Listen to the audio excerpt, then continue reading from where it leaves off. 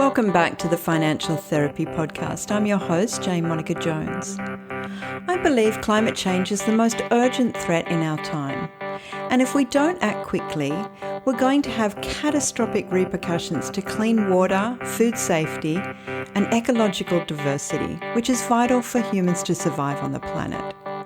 One of the key weapons to fighting climate change is how and where we spend and invest our money. Every day we have the power in our back pocket to support green businesses and green financial institutions, reduce our consumption and care for and repair our home.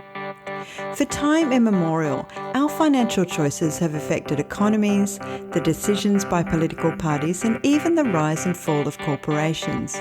Just think of Netflix and Blockbuster video to prove the point. I believe we all know this, not so deep down, that our money does make an impact and does impact change. But knowing and doing can sometimes be worlds apart. So I want to know, what are the psychological and behavioural barriers that prevent us from completely using our money as a weapon for good against climate change and the biggest threat that we all face as a planet? So here to help us discuss this issue and many other things, I'm sure, is Mairead Cleary, a psychotherapist and eco-enthusiast whose therapeutic practice and working with clients is informed by a nature-based philosophy, which she believes is vital for better mental health. Thank you, Mairead, for being here. Thanks, Jane. It's lovely to be here with you. I know for a long time you've seen the importance of integrating our connection with nature as part of improving our mental health and well-being. Why do you think it's so important, and what are the benefits? So I think it's important because there's a simple truth that seems to have been lost in the last centuries, probably since around, I can guess, the Industrial Revolution, probably earlier still.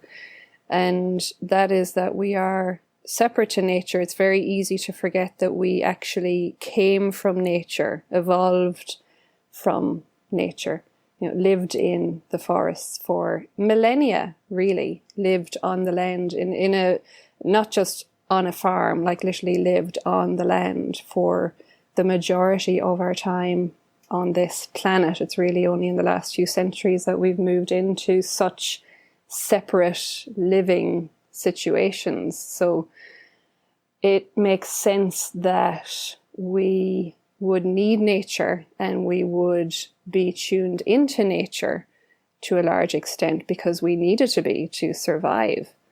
It's also very much has been and continues to be our home.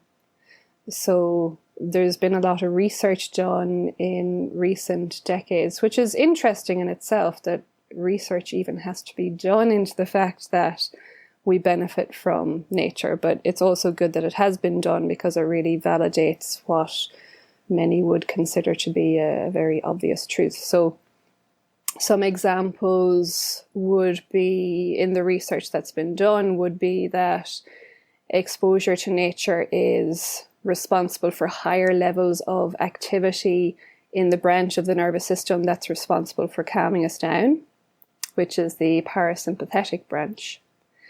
There's also research that shows that viewing nature is associated with higher alpha wave amplitudes, and higher alpha wave activity is associated with increased serotonin production. And what some people would know is that antidepressant medications are thought to work by enhancing the availability of serotonin. So exposure to nature basically increases our serotonin levels. Then there's also things like, there's a bacteria in the soil, Lactobacillus bulgaricus, that's been shown to improve depression symptoms. So that bacteria is in the soil. So literally walking in the forest, smelling soil, sticking your hands in the dirt, growing your own garden, these kinds of things have been shown to reduce depressive symptoms, also shown to reduce things like stress, anxiety. It's a kind of like a natural Valium, really. And one of the more interesting things that's been shown in the research is that people are more caring when they're around nature. So it seems to connect people to their authentic selves, which again, to me, makes a lot of sense. Yeah. I really like what you're saying, where you sort of started that we're doing research in order to understand how healthy and important nature is, yet there's kind of been that collective forgetting, as we live in a more urban structure and we live very, even in cityscapes, if you're commuting to work, you may not even connect with nature in any way. Yet it's part of our nature, our very kind of known truth. I really love the way you've sort of, captured that.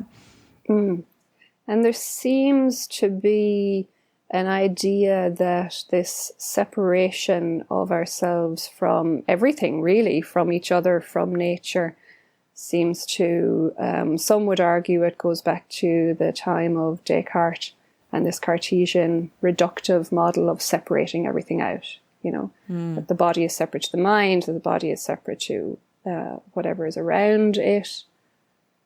That is the thinking by many people, that it goes back to that time. Regardless, that's the situation that we find ourselves in right now. Descartes, the philosopher. Yes. Yeah, so I think therefore I am, and that is in a way separates us from a greater truth that I am part of the whole fabric of the universe. Yes, and my I am is in here and your I am is in there, and they are totally separate. Nothing connects them. That when we start individuating ourselves as something being separate, then nature then becomes something further away. Is that right? Everything does, actually. Yeah. Everything becomes further away. You become further away. Anybody that I relate to becomes further away. Any other living creature becomes further away. Yeah. And any aspect of nature becomes further away. There's been this bizarre, complete disconnection from nature. That includes everything. That includes you and I, because we are part of nature. We can't really be separate from it. It's just not possible, even though we have an idea that we are, even though we have an identity that we are. We're fundamentally part of it. I mean, consider this for a moment, right? What if you woke up in the morning and the planet had lost its ability to propagate or to grow new life, new seeds, new grass, new anything? If the planet lost its ability to produce the life that it produces every day, if it lost the ability to push that little shoot through the ground, which it does all by itself, we can't force that. We can't make that happen. If that stopped, we would lose the ability to eat. We would not last longer than, a few days, a few weeks, depends on how long the storehouses could sustain us. But we assume that we're separate because all of these systems operate incredibly well and incredibly efficiently for those of us that can afford to tap into these systems, and they feed us day in, day out. We go to the supermarket, there's a box of tomatoes, I pick them up, I take them home, I eat them. If our planet stopped doing what it does very naturally every moment of every day, we wouldn't be able to survive. We are intrinsically linked to every single system in nature. If the planet stopped its ability to produce oxygen, we wouldn't last seconds. If water dried up, we wouldn't last days. So because of our comfort, it's very easy to forget how completely dependent we are, but we are utterly and completely dependent on nature's systems. I'm not sure if that answered the question that you asked. You completely asked. I think you've completely answered that question, but you've also opened into that place of how, that's where I started, why I'm doing this podcast and I'm doing it with you is because it is the greatest threat. How long it could all possibly end, yet somehow it's not getting into our heads how important this thing is. And often I see, again, when I started this conversation, I talked about, well, we can use our money as being that tool to make the choices or make different choices about what happens to our environment. And I'm just trying to unpack that. What are the bits that stop us from making that daily choice that is more green, better for the planet? I think it comes down to priorities. I think it comes down to the fact that in our everyday life, we see things happening, but they're happening far from us. You know, some of the Pacific Islands, they're being very impacted by global warming. That's happening kind of far enough away that I don't really have to think about it because it's not really impacting me. The water is not lapping on my doorstep. So I believe it comes down to priorities. I also believe it comes down to the fact that and this might be controversial to say this, but I believe we live in quite an adolescent culture, not a mature culture. And it's not to make that wrong. It's really, for me, it's important just to acknowledge that we live in an adolescent culture that encourages adolescent behaviour, which is very much I, what I want.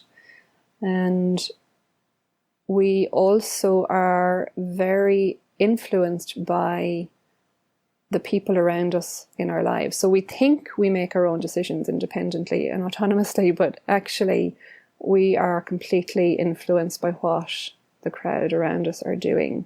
And that is why we don't make greener financial choices. So if my sister takes out a loan with one of the big banks, then I'm going to think, okay, well, if she's done it, then it must be okay. Because that's how we think. I don't think we even realize it's not so much a conscious thought process, but if you make a buying choice, and I'm good friends with you, and I look at the buying choice that you've made, I will tend to go, oh, well, Jane seemed to think it was okay to shop in there. And actually, if Jane shopped in there, then it must be a good place to shop. So I'll shop in there. That's why reviews are so incredibly powerful in the online world. That's why referrals are so incredibly powerful, because we are social animals. We've also evolved to be social animals and to look to what other people are doing to feel safe. There are too many choices that we need to make every day to try and make them all consciously. So we make as many as we can, or we have been wired to make as many decisions as we can unconsciously. So if I see you doing something, then my short circuit goes, that must be okay, I'm going to do the same.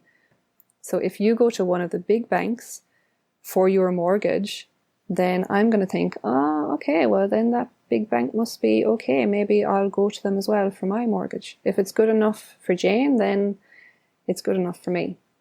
So in essence, I would say that essentially, collectively, we need to grow up a lot and quickly, because the survival of our way of life, well, the survival of our living systems depends on that.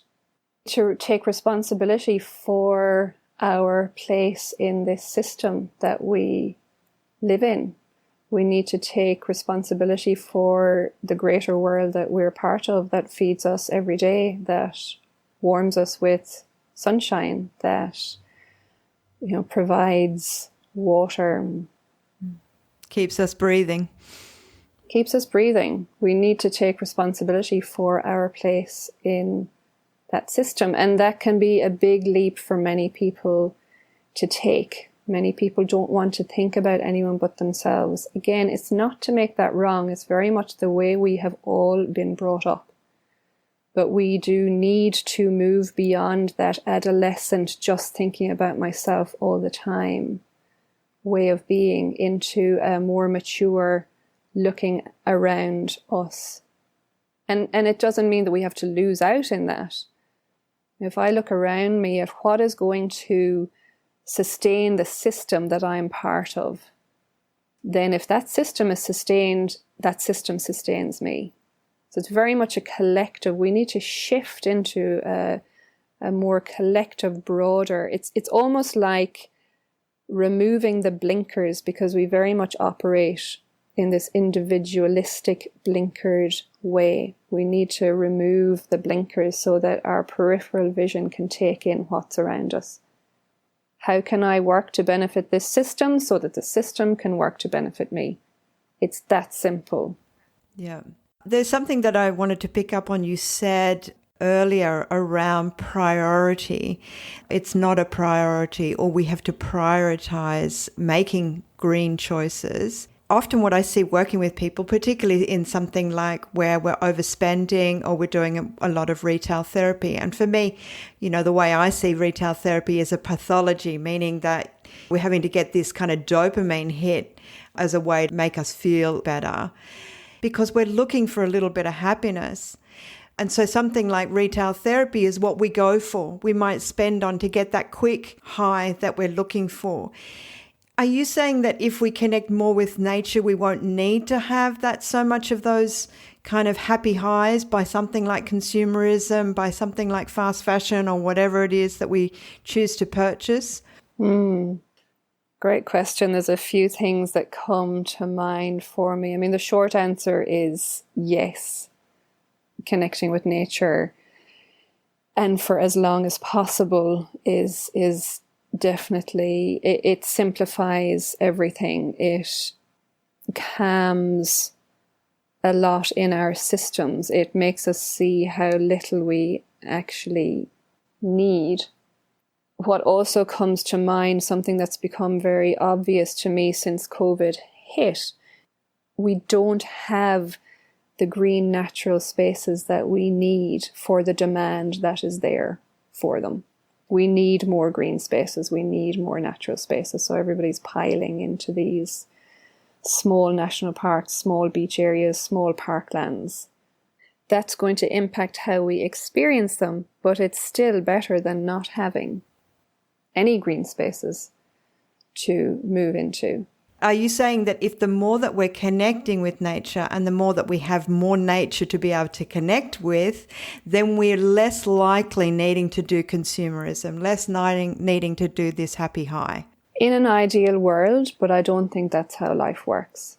Most people get out into nature on a Sunday or a Saturday, and then there's the rest of the week to contend with. Wednesday was a very stressful day. I walked past a really nice shop on my way home from work. I'm going to indulge. So yes, I do think spending more time in nature is going to always benefit. There is no question. That is always going to be a good thing for everybody. In terms of the retail therapy piece, in terms of where we place our money in the context of the climate crisis that we are facing, I would be considering questions more along the lines of, or I would be considering contextualizing that along the lines of, I need something right now to pep me up because I've had a really difficult day. I can make this choice. It may have quite negative repercussions elsewhere in the world, but I'm going to do it anyway. Or I can make this choice. It could most likely have quite negative repercussions elsewhere in the world. So I'm going to hang back. I'm going to choose something else. That requires nature and our living systems to become the priority. Yeah. Really. Because when we all know that place where we've had a stressful day, or we've all had those days where we feel rotten, and the easiest thing to do is go spend some money, get a little dopamine hit. We all know that space. So really consciously bringing in that context of this purchase is going to have an impact. It is going to have an impact. There is no way that it's not going to have an impact. So is that a good impact or a negative impact? Is it an impact that I want to make right now? Do I know what the impact is going to be if I buy this? So I guess it's really bringing more awareness to these things. I don't want to make people wrong for the things they do to soothe themselves, but I do feel really passionately that people make those choices with awareness. Yeah, beautiful.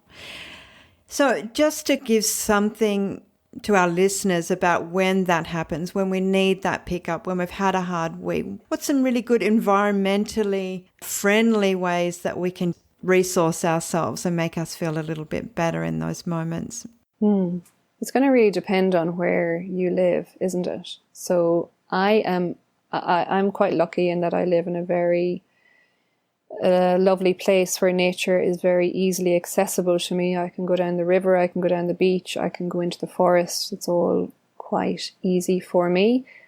At the same time, I love plants. I can't gather enough plants around me. So if I lived in the city, I would absolutely be surrounding myself, filling my apartment or my house with plants.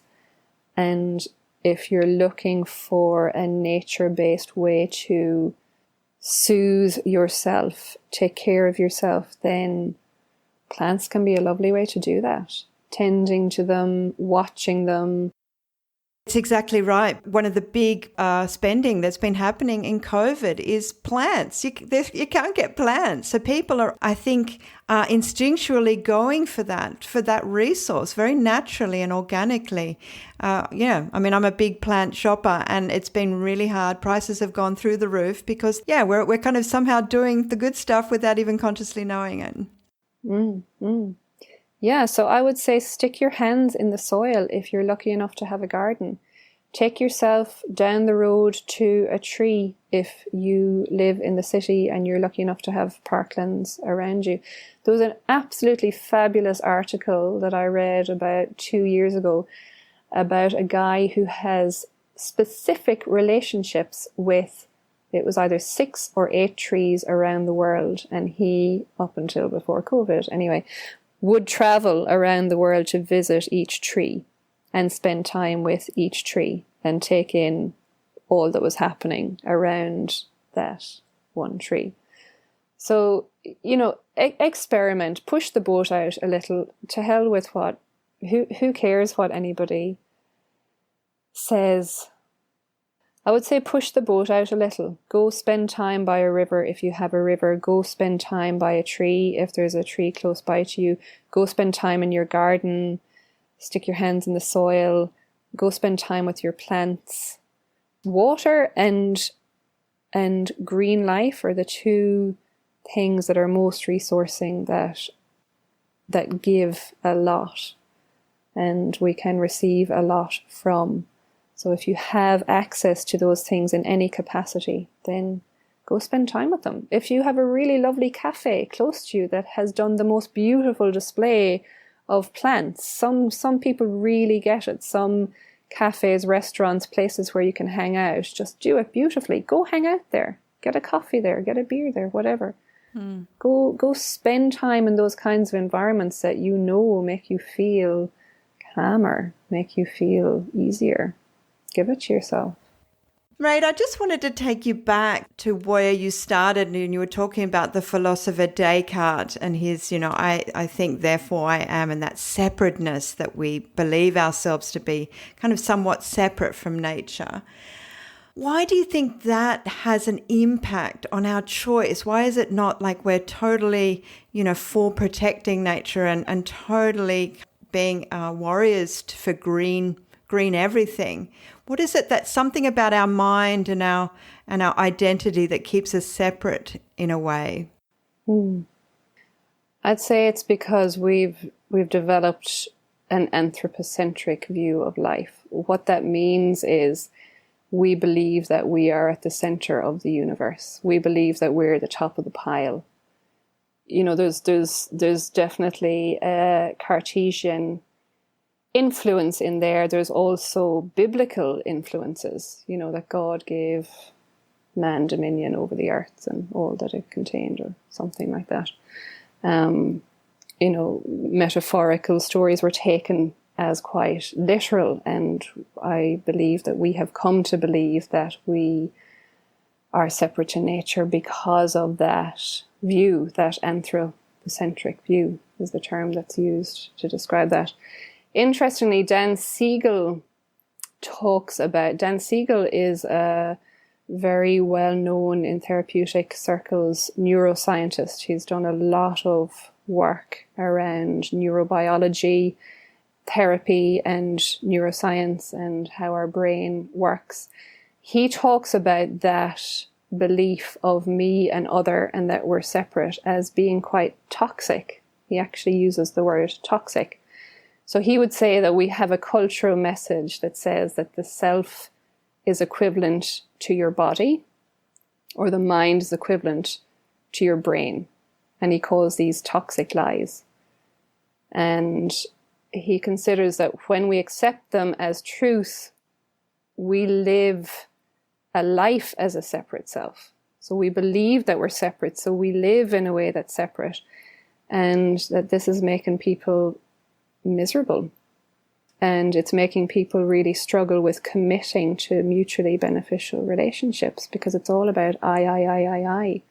What you give to me, what you do for me, what you did to me in the ways that you wronged me. So it's all about me. So Dan Siegel is saying that interpersonal neurobiology is showing this idea of separation to be a lie, and that it's the source of profound suffering in humans and other living creatures. So he considers it to be a mistaken sense of identity. Yeah, right. It's quite kind of dense stuff, a dense explanation. And essentially what it is saying is that our view that we are separate from each other and from everything else, and that each of us sits on the top of the food chain, and each of us deserves our own little castle, and each of us deserves all of these privileges that come from sitting at the top of the pile. That's actually the source of our suffering. And if you look at the rates of mental health decline as we have become more individualistic, as capitalism has gotten more and more of a stranglehold on our culture, that proves to be true. As we become more affluent, we become more miserable. As we become more individualistic, we become more separate and more mentally unwell as a collective.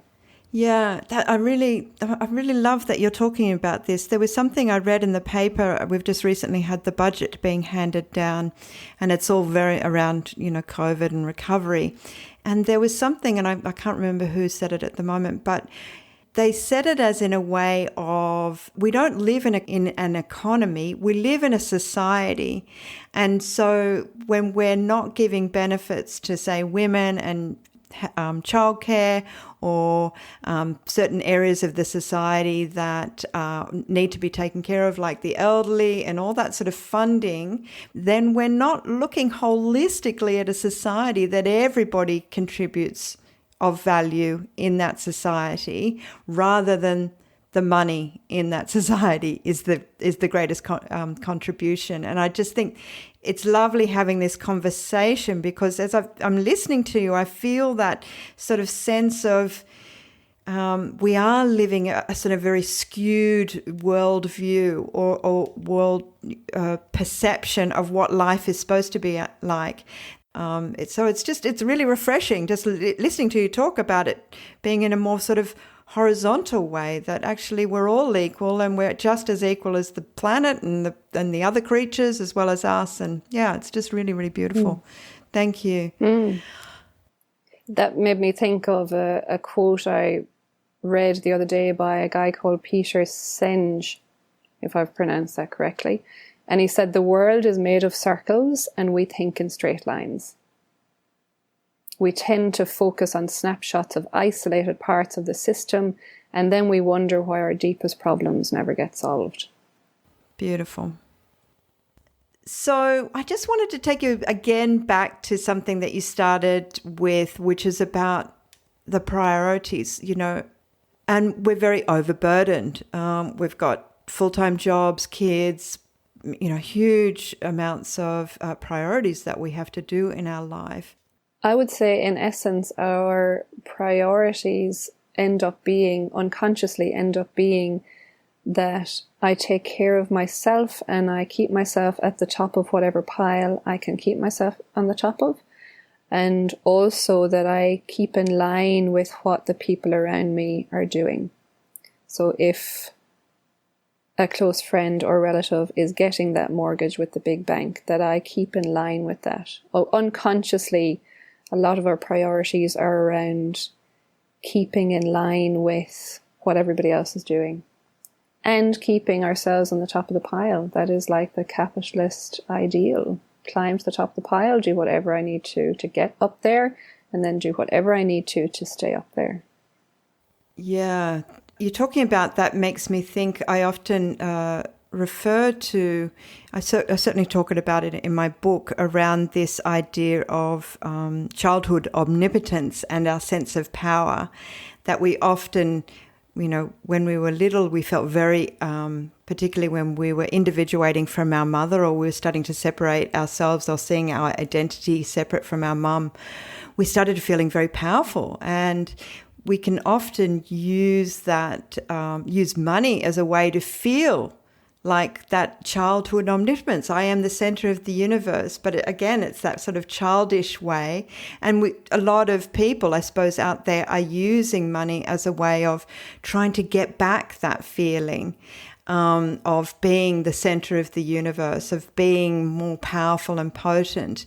Yet maybe I think what you're saying when we're talking this discussion is that the more that we connect with nature, maybe that sort of structural identity softens a little bit, that we don't need to strive so much. We don't need to be kind of continually striving, continually to be seen in a particular way. All that sort of structural part of us can soften.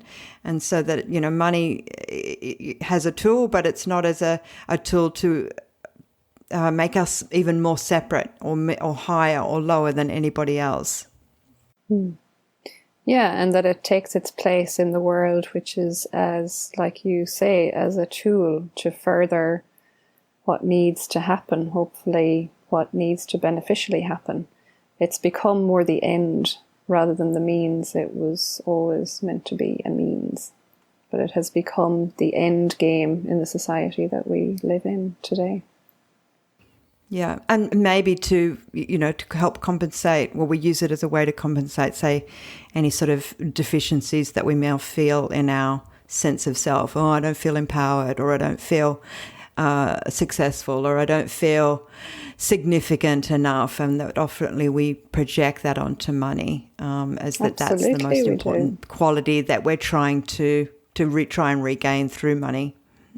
Yeah, and it does deliver what it promises. It does deliver status, which our modern society really values. It does deliver power, which is the most important currency in the Western world. So it does deliver those things that it is that the capitalist society, the capitalist philosophy promises. So it's hard to see through it because of that. The problem is that the capitalist worldview is very much at odds with the nature worldview that we desperately need to remember at this point in time. Yeah, and I think that's the important piece. We have to almost supplicate our egoic needs for a greater cause, which is life on Earth, essentially. We need to grow up, Jane. There's really no soft, nice way of saying that. We need to grow up. Each one of us individually and as a collective. Thank you. Thanks for saying that, Mairead. So I suppose there's a lot of kind of questions, and I really want to kind of wrap that in a way that we can give some sort of takeaways for people. What is it, some of the things that we can do the change in us so that we can be the change in the world? Yeah, and people do ask that a lot. And I would almost say that that's the wrong question. I would be asking, what would happen if tomorrow the planet's ability to produce food failed? I would be asking that question and really thinking hard about it. I would be asking, what web or life system am I part of? And this can include family, friends, neighborhood, community, gardens, parks, rivers. Like they're all a part of your web of life, your life system that you're part of. So I would be asking, what is the web of life that I'm part of? That's particular to me. Of course, there's the entire globe, but we want to bring it back to as close to home as we can. So what life system am I part of? What natural spaces are part of my web? What places do I go to recharge, to rejuvenate?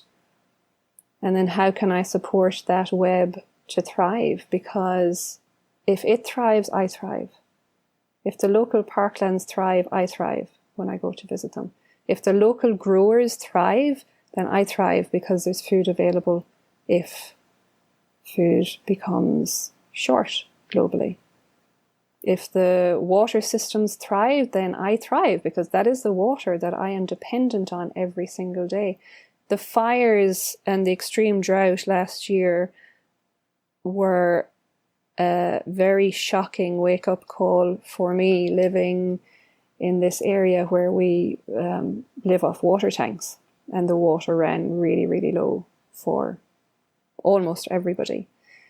And it dawned on me quite dramatically that we can live without food for quite a while. We can live it dawned on me that we can live without electricity quite easily and for quite a long time, but we cannot live without water.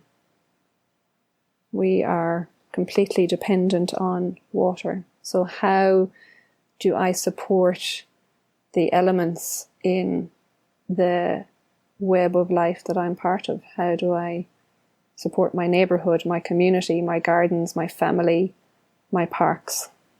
Because when I support them, they support me. If they thrive, I thrive. Well, if they thrive, you survive. Yeah, exactly. Yeah. It's not even just thriving, it's just surviving. It is. I would also be asking, how do I move my awareness beyond myself, beyond the individual? And every profession has a role in this ecological crisis that we find ourselves in. So every profession, really, no matter what it is that we work at, this is a question for all of us to be asking.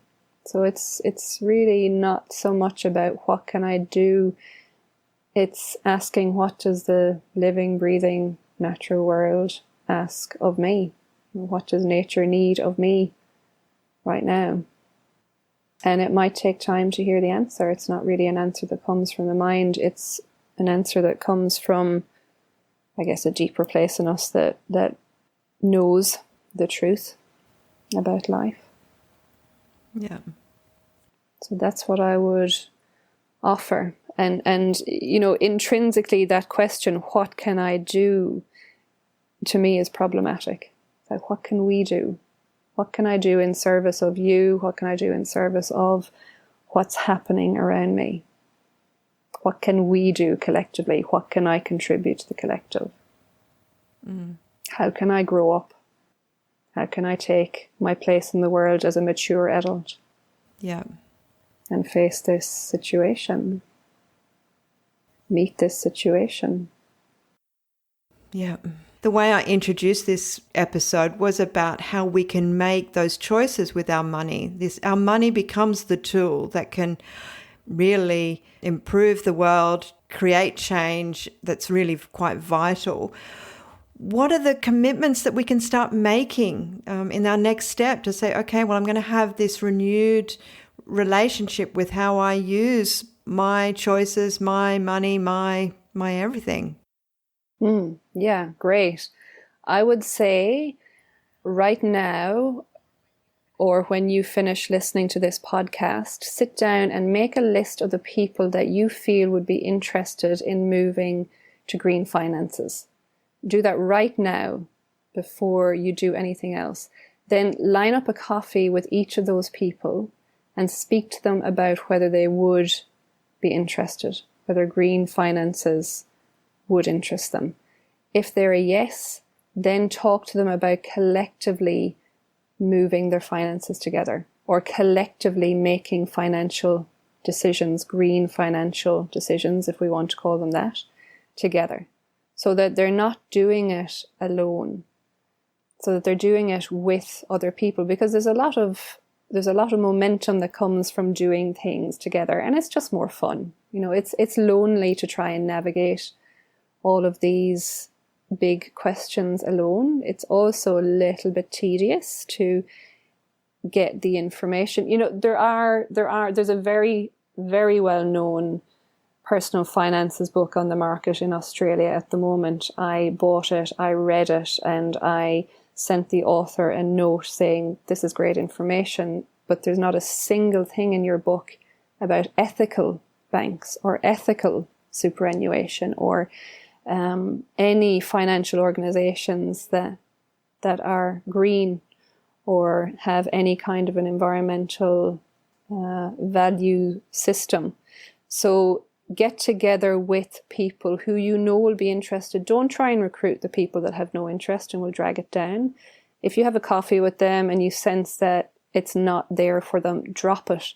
Find people who would be interested and pull together a little pool of you and start to talk about this. What do you want from this? How can you go about getting the information that you need to make a change? And then what are the steps involved in making the change? So do it with people. It can be a really nice thing to do together. Don't do it on your own.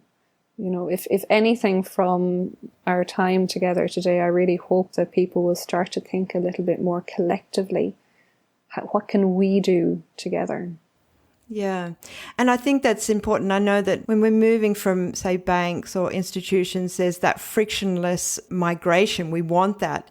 We can frictionlessly migrate because we have a lot on our plates as individuals, and that this is one of those burdens that it takes a lot to do all your credit card setting up and all your direct debits and things like that.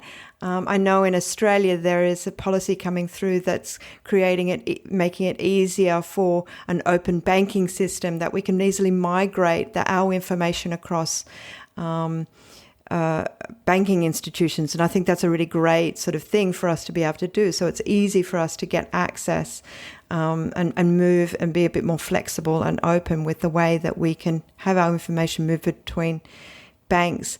But that's that quality. When we've got low time and it doesn't seem like a priority, we need to make it, these institutions need to make it easy for us to be moving to make greener choices. And same with that in policy and in the green governments as well. It's not just the economy. It's about a society and it's about a planet. That's what we're going to start thinking of. Yeah, and there is a lot of power in collective movement, even if it's 4 of you, 3 of you, 5 of you. Exactly. And look at alternative financial options. I have some good friends in New Zealand that started a savings pool. It started with each of them throwing in, I think there was maybe 6 or 8 of them to start off with, each of them throwing in $50. The first loan was to a woman who wanted to buy a new fridge. So she was loaned $300. The way the system works is she pays back the $300 plus another $300. And the additional $300 becomes a credit for her, but it also gives more money back to the pool. It has been so successful that there have been a few other spin-off savings pools in the area because they could only have so many people in a pool at a given time. It's been so successful that they are struggling to keep the money out there being loaned out. They want the money to keep being used. They don't want it sitting in the pool. But because there have been so many loans and so many people paying back, they're struggling to keep the money out there circulating, being used. It has been phenomenally successful. And it's one of those exponential successes where the collective coming together and focusing on supporting each other financially has created this mushrooming effect financially for all of them. So look at alternatives, discuss alternatives, get creative. Oh, those New Zealanders, they're so wonderful. They're pretty savvy. So I put this to my guests that I have. So can you just tell me what money was like for you as you were growing up, and how did that kind of create your worldview? Well, I grew up in the 80s in Ireland, which was the last tight decade that Ireland had before it had a huge economic boom in the 90s. So I was a teenager through that economic boom. And I would say, the mindset was very much that things are tough, you work hard, and nothing comes easy.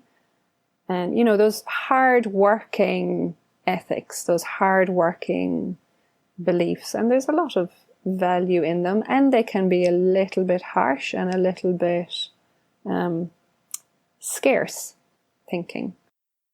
Interesting that you say scarce, but, practical yet scarce. So what did that teach you about money in your own life? I suppose what I would have taken in from that is that life's tough, making money's difficult, and you just have to work really, really, really hard to make anything happen. I saw my father work extremely hard. I mean, he worked himself into an early grave, bless him. He died of a heart attack just as he was about to retire. So it was very much that hard work ethic. Money comes from hard work, from really slogging yourself, from putting it first before all else, from pushing yourself beyond really what we should push ourselves to. There was also quite a lot of shame in Ireland growing up having money, because, that's just the Irish collective. It's very much what would be historically in the collective is we're all poor and we're all poor together. We're all poor, but at least we're all poor together, and we'll have a laugh about it. So how do you think that has formulated your own relationship with money? I would say the other thing that I learned from looking at the world around me was that money's not something you really bother educating anybody about, but particularly the girls. So I grew up Ireland was then a very strongly Catholic country, and your first communion was really about how much money you'd get given by your neighbours and your relatives, as was your confirmation. And usually it was a $5 for your communion and maybe $10 for your confirmation, 20 if you're lucky. So in many ways, I grew up with the understanding that the men take care of this stuff. I got no education from family or school at all. I know I'm not unique in that. There is zilch education around finances for kids growing up, even though it is one of the most essential tools in navigating the practical world. So I guess I would have grown up not realizing it, but having an idea that it's more valuable to educate the boys around that. I didn't quite understand why it wasn't valuable to educate the girls. That's just the way it was. It's the boys' domain. Right. That's often I hear that one for women. I run a group where we discuss, money mindfulness, and some of the subjects around I wasn't meant to know about money as a woman. I was supposed to marry, and the man was supposed to take care of all that. So it's a very common cultural lesson that we taught in, our generation or my generation. But yeah, that it was just not your domain. And so it's so interesting that women are like, well, actually, but then that didn't happen. I didn't have a partner or a husband or something like that. So it's really fascinating. Thank you for sharing that. So just a little bit smidgy more. And I always like this question because I think it really shows sort of the various. We often think financial education and literacy is what we're supposed to have got from our relationship, from our parents about money. But there's something deeper I'm starting to know, and which is why I'm a financial therapist, that there's a deeper understanding that we want to get. We want sort of guidance or showing how to be in the world in a way. So beyond, say, strategies to invest or manage money, what was the guidance that you were kind of longing for, that you would have liked to have known about money and the way you should do money, you as Mairead should do and relate to money? Great question. It would have been great to have even basic financial guidance. Like, this is how you set up an account. This is how you save. You know, practical stuff, like you don't even have to save all of that fiver that you got from your granny. You might just put in £1. It was pounds back then. You might put in £1 and then you go and enjoy the other 4. Or you put in 2 and you go and enjoy the other 3. So basic money management would have been great. Basic savings education would have been great, because those 2 things are really, you know, they're the cornerstone. Those things need to be right before you even start thinking about investment. So yeah, basic things. And also what would have been really valuable would have been to be taught that beside my brothers and my sisters, regardless of which gender we were. You know, this is essentially how money works. This is what you will probably need. It's a good idea to have a plan. It's a good idea to have some aspirations. And then these are the ways that you can support yourself to make that happen. Simple stuff. It's really simple stuff. But it's a funny thing, when we're not educated on these things, the simplest of things can become difficult. Yeah. You know, we're very influenceable, we're very malleable, we are very intelligent creatures, and we also need to be taught these simple things. Without being taught, we can flail around in the water for years, not quite understanding how things work. I see that. And we often presume that because it's just the numbers, it's actually, well, it's pretty easy to pick up, but everybody has their own psychology and conditioning that makes it either easy or simple or complex or ungraspable or whatever. And I think that's, you know, we need to kind of be a bit more accommodating, that we all have a very different relationship with this, with money and the conditioning that we had, and then that's going to, you know, have an effect on the way we manage it and see it, and what we were longing to be taught it, what we want to long to be taught as well. So look, Mairead, this has just been such an amazing conversation, and I think some of the key points that you've really illustrated has been that we need to sort of start seeing ourselves as being relating to this environment, that we are not separate from it. And the more that we can connect with that, the more we can care about that. I think, and that every choices that we make around our money is the choice about being part of that web. Is there anything that you wanted to finish on? This has just been an absolute gift of a conversation, and I think I'm going to get a lot of feedback about how wonderful this is being. But is there a takeaway that you'd like to give as your last word? So in finishing, I would say to people, go out and sit down on a park bench or on a street corner or in a cafe, looking out the window, and take in the life that's around you. Start looking at what's around you, all of it, not just nature, the obvious nature like the birds and the trees and the sunshine and the clouds. I mean, that's lovely too, but take in all of it.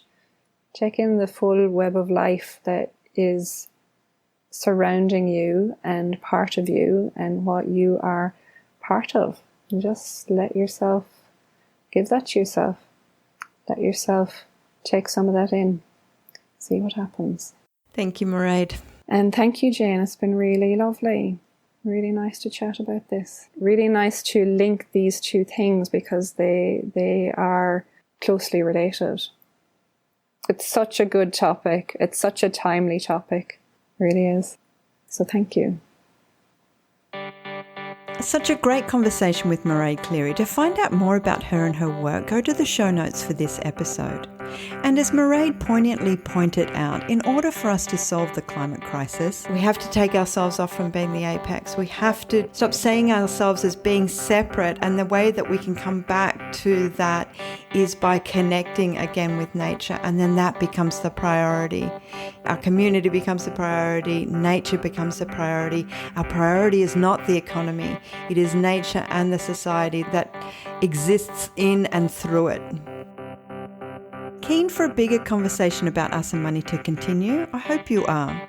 Consider supporting the show by either donating via financialtherapy.org, or you can buy my book, The Billionaire Buddha, available at all good book retailers.